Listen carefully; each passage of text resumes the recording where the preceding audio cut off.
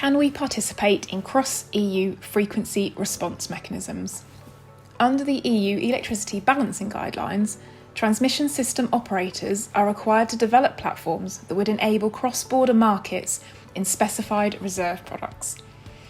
Participation in TER, or Trans-European Replacement Reserves Exchange, had been under development, but the final Brexit TCA has cast this into doubt. The ESO is currently planning to pause all work on TER until BEIS provides clarity on whether a GB-only implementation will be pursued. There is nothing in the UK-EU TCA that allows for GB's participation in the manually activated Frequency Reserves Initiative. As a result, unless a new agreement is reached between the UK and the EU, participation in MARI will not be possible.